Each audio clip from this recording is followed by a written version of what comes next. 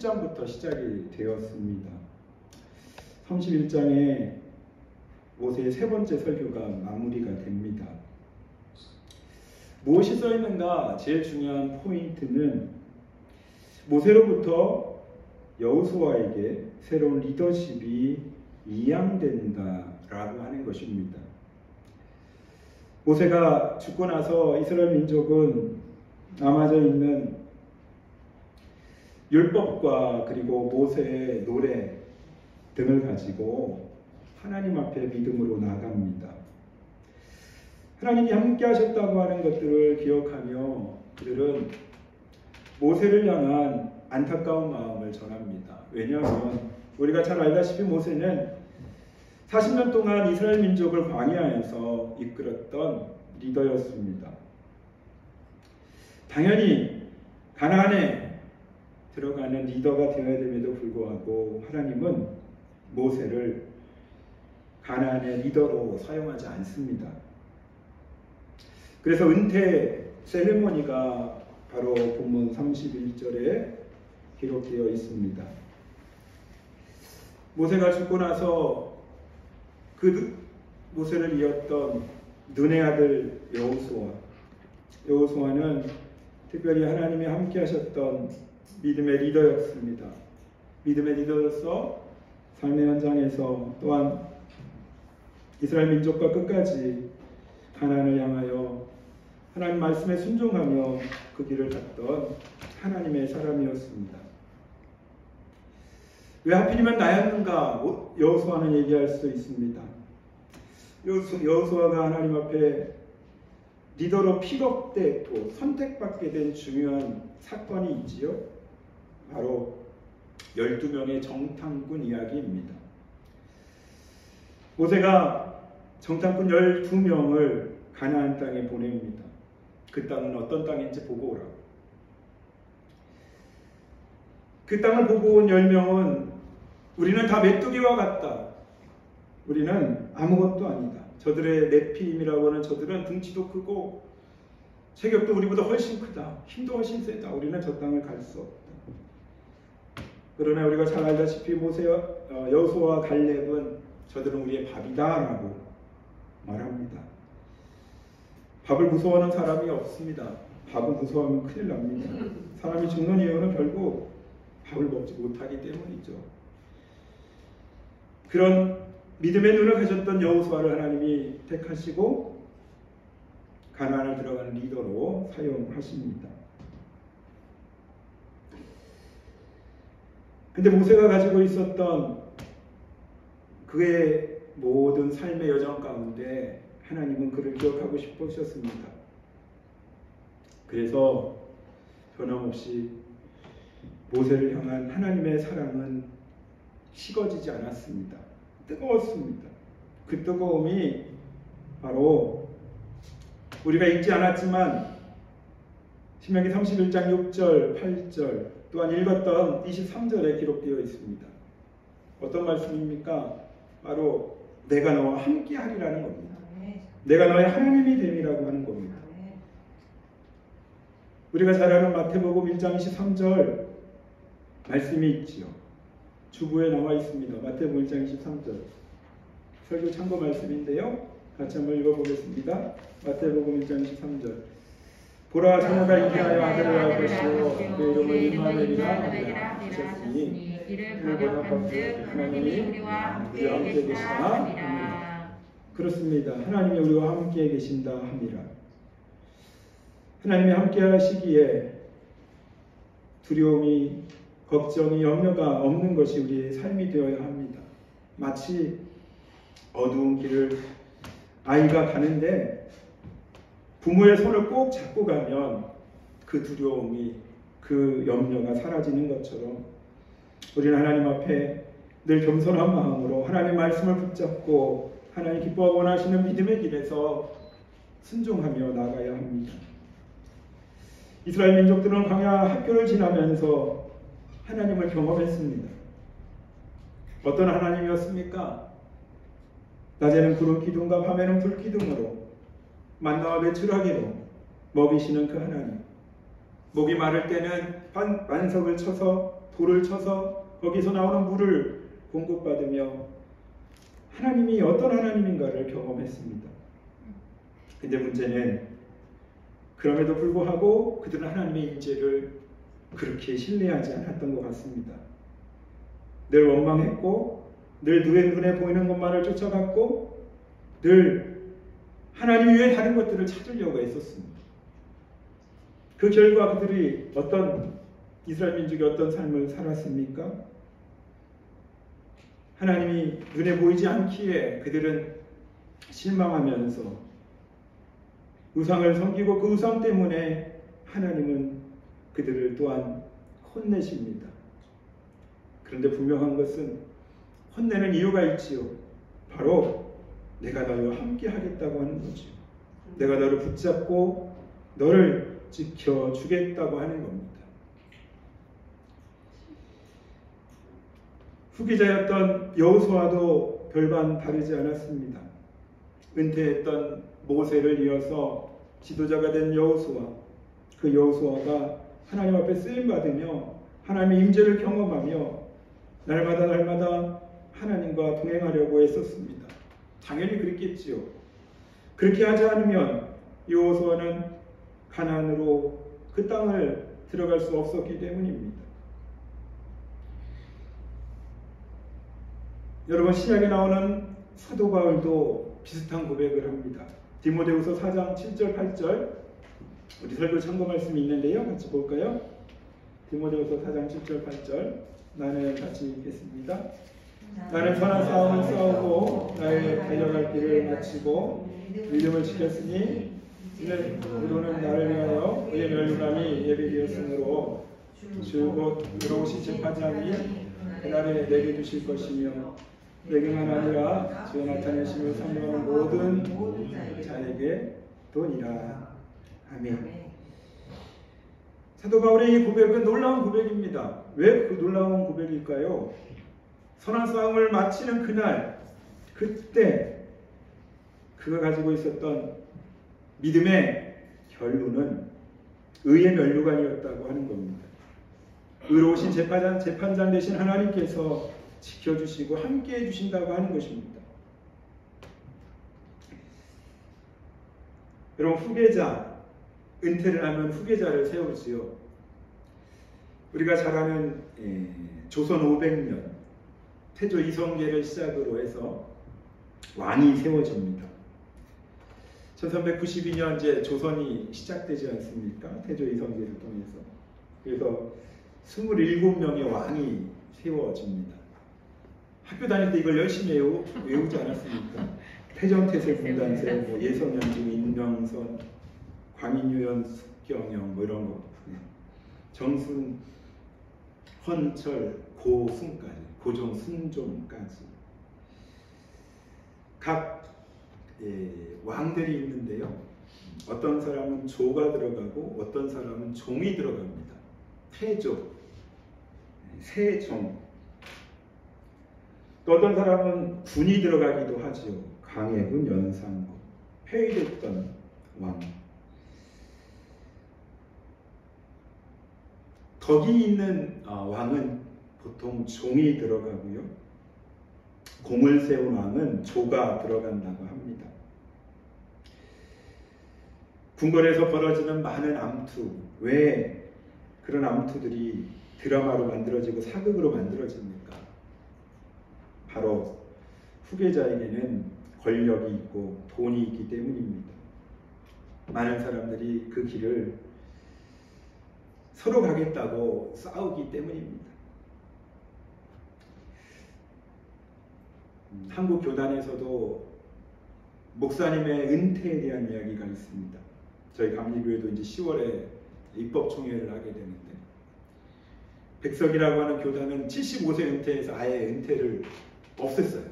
그래서 교회에서 원하면 목사님들이 그냥 끝까지 할 수 있는 겁니다. 마치 일본처럼. 일본이 그렇거든요. 일본은 목사 은퇴가 없습니다. 왜? 그만큼 목회자도 있지도 않고 또 그만큼 그걸 이어서 할 만한 그런 목회자들이 양성되지 않기 때문입니다. 저는 선교사이고 목사지만 참으로 안타까운 마음입니다. 왜 세상에 빛과 소금이 되어야 됨에도 불구하고 세상에 손가락질을 당하는 교회의 모습. 여러분, 대기업들, 웬만한 기업들은 50대 초반, 40대 후반이면은 부장이 되면 그 뒤로부터 이제 옷을 벗습니다. 공무원들 60대 초반 되면 정년을 맞이합니다. 정말 작은 교회, 정말 아무도 가지 않는 그런 교회에서 목사님이 은퇴 안 하고 죽을 때까지 목회하면 박수 받을 만하죠. 그죠? 이건 너무너무 긍정적입니다. 왜요? 그 목사님이 목회 안 하면 그 교회 없어지니까. 갈 사람이 없으니까. 성도 몇 명 놓고 있는 시골교회 그런 목사님들 은퇴 안 하셔도 됩니다. 근데 문제는 큰 교회, 많은 것들을 누리는 교회에서 목사님들의 은퇴를 없애기도 하고 또 그 없앤 그 교단으로 움직이려고 하는 그런 교회까지 있다고 합니다. 왜 이 땅에서 면류관을 다 누리려고 할까? 설교를 통해서 말씀대로 살라고 하늘의 상급을 쌓아라. 그 면류관이 당신의 것이라. 그렇게 선포하고 가르치지만 정작 당신들의 삶은 그렇지 않은 모습들을 볼 때 안타까운 마음을 가질 수밖에 없습니다. 젊은 목회자들 또 후진을 양성해야 됨에도 불구하고 그렇지 못하는 상황들이 안타까울 따름입니다. 여러분, 그런 상황들을 너무너무 잘 나타내는 말씀이 있어요. 고린도전서 1장 18절 말씀이에요. 우리 설교 참고 말씀 같이 볼까요? 고린도전서 1장 18절입니다. 같이 보겠습니다. 시작. 십자가의 도가 멸망하는 자에게는 미련한 것이요 구원을 받은 이에게는 하나님의 능력이다. 우리는 십자가의 도를 따라가는 자들입니다. 그런데 하나님을 모르고 예수님이 구원자이심을 인정하지 않는 그들에게는 미련해 보일 겁니다. 왜 저렇게까지 믿어야 돼? 적당히 믿어야 되는 거 아니야? 라고 말하는 그런 말들을 우리는 쉽게 들을 수 있습니다. 그러나 구원을 받은 저와 여러분들에게는 하나님의 능력, 카미노 치카라입니다. 하나님이 함께 하시는 놀라운 능력이 우리의 삶을 통하여 나타나야 된다고 하는 것이지요.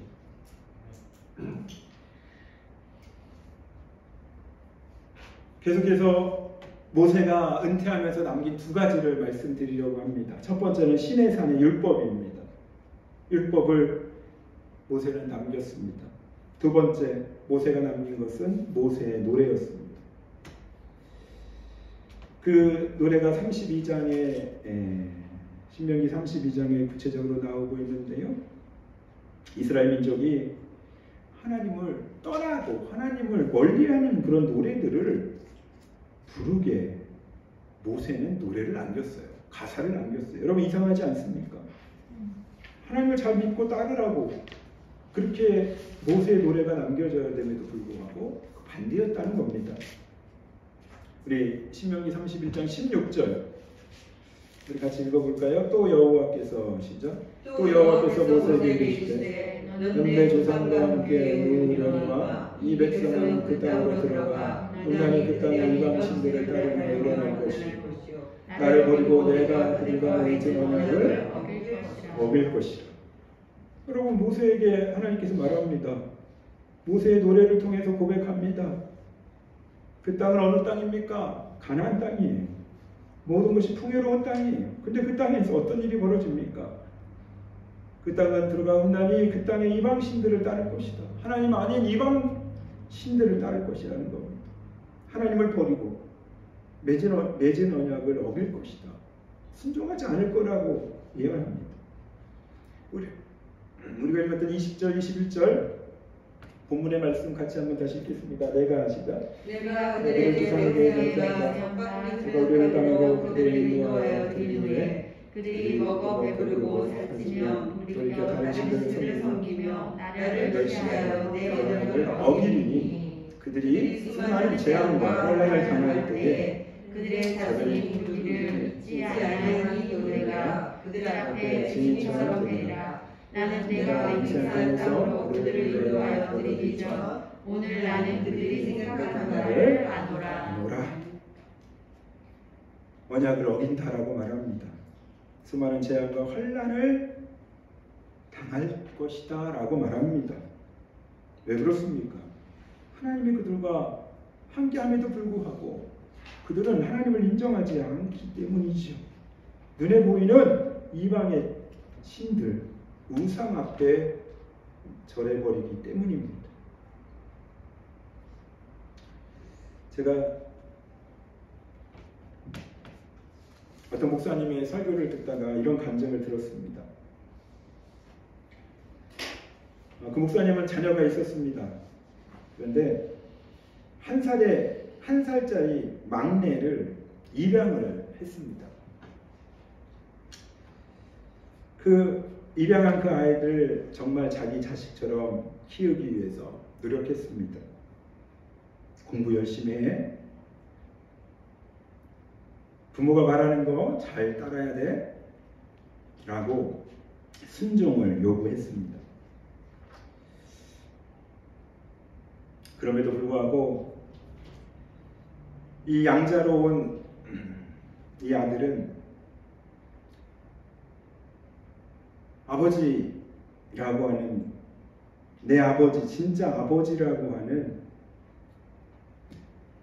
그 마음이 약간은 의심스러웠기 때문에 늘 이렇게 걱정했습니다.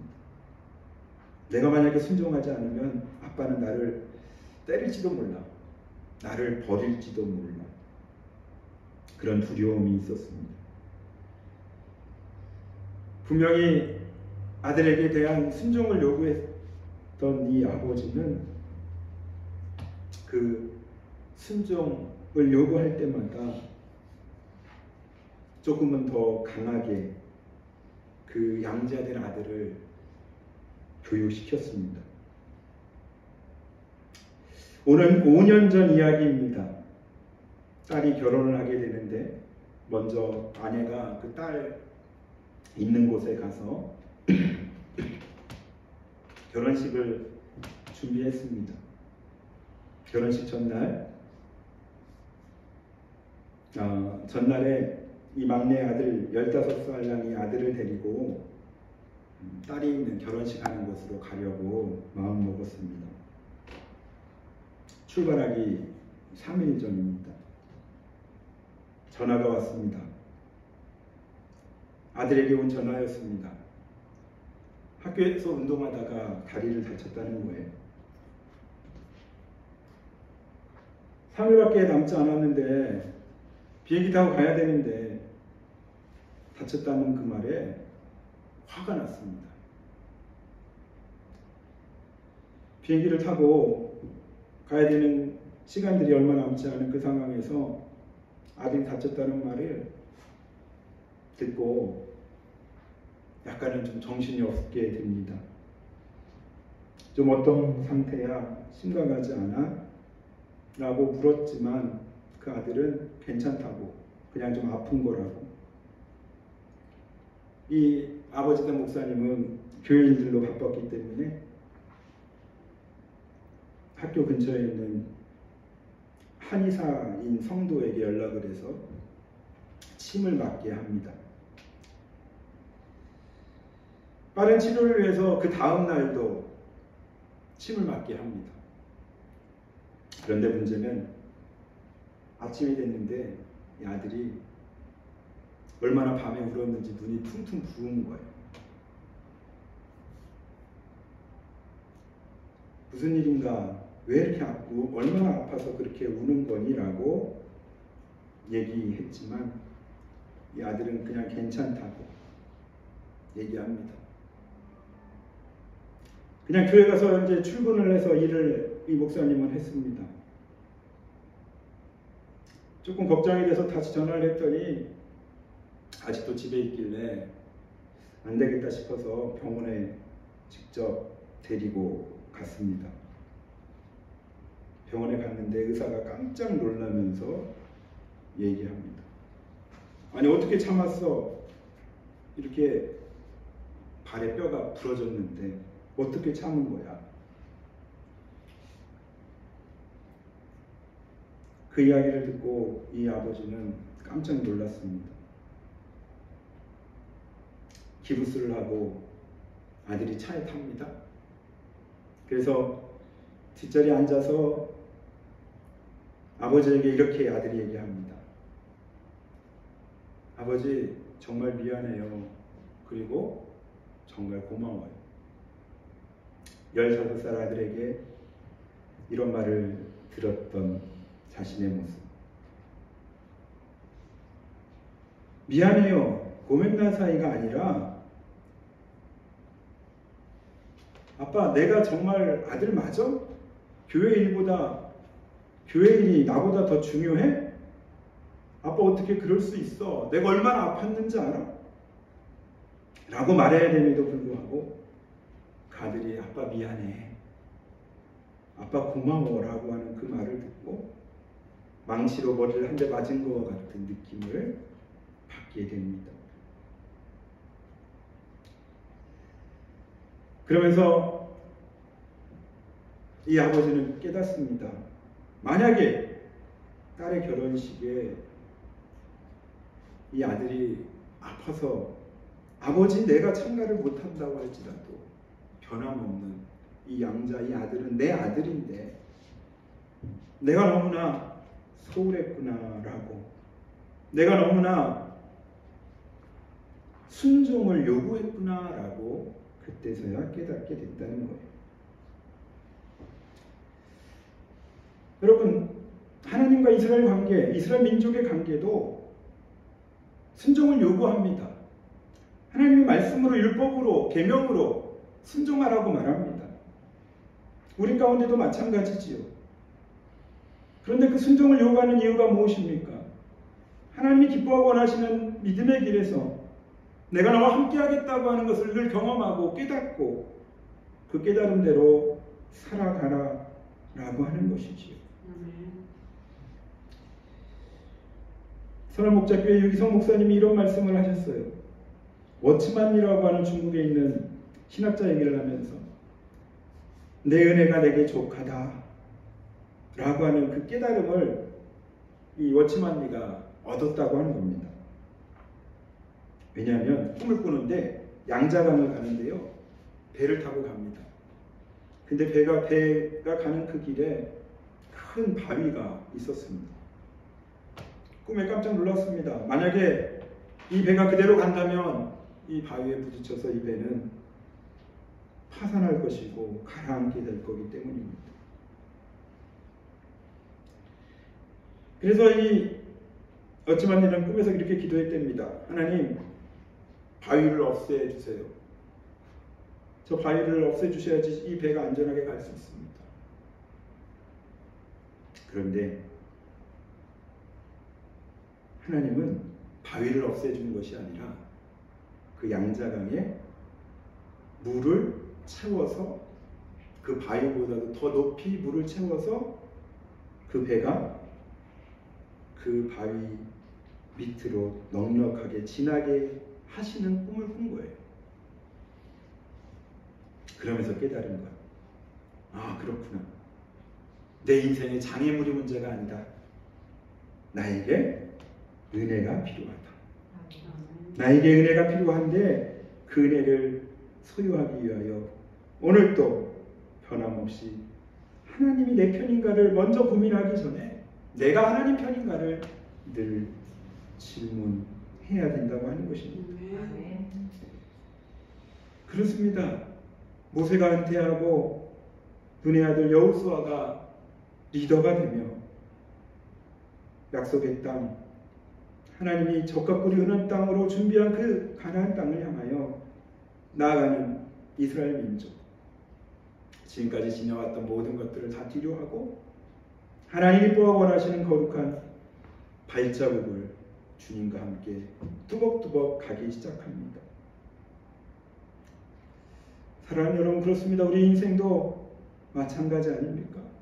우리의 인생도, 우리의 삶도 하나님이 원하시고 기뻐하시는 믿음의 길에서 한눈 팔지 않고 순종을 요구하는 그 요구가 나에게 짐이 아니라 그 길을 걸어갈 때 나에게 능력이 되고 나에게 위로가 되고 나에게 힘이 된다면 그 길은 가볼 만한 길 아니겠습니까? 네. 말씀을 마칩니다. 모세는 약속의 땅에 들어가지 못했습니다. 인간적으로 보면 섭섭한 일일 수도 있어요.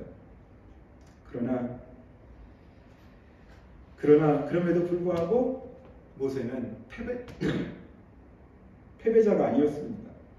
넉넉히 이기는 자였습니다. 왜요? 모세에게 하나님이 늘 함께 하셨기 때문입니다. 그의 삶에 하나님의 임재를 늘 경험했고 그 임재 가운데 그는 기쁨으로 리더십을 이양하고 은퇴했습니다. 우리가 한 주간을 살면서도 어떤 마음으로 어떤 기대감을 가지고 살아야 될까? 말씀을 붙잡고 살아야 될까? 늘 고민하고 늘 하나님의 선하신 인도하심을 날마다 구하는 저와 여러분 되시기를 간절히 바랍니다. 한 주간 이 모아져서 한 달이 되고 한 달이 모여져서 1년이 되면 또 1년이 모여져서 우리의 인생이 되는 것처럼 이번 10월 5일부터 시작된 오늘부터 시작된 한 주간 가운데 여러분의 삶과 동행하시는 하나님을 붙잡고 그 하나님과 함께 영적 싸움에서 승리하여 하나님이 원하시고 기뻐하시는 거룩한 간증을 남기는 복된 한 주간 되시기를 주님의 이름으로 축원합니다. 기도하겠습니다.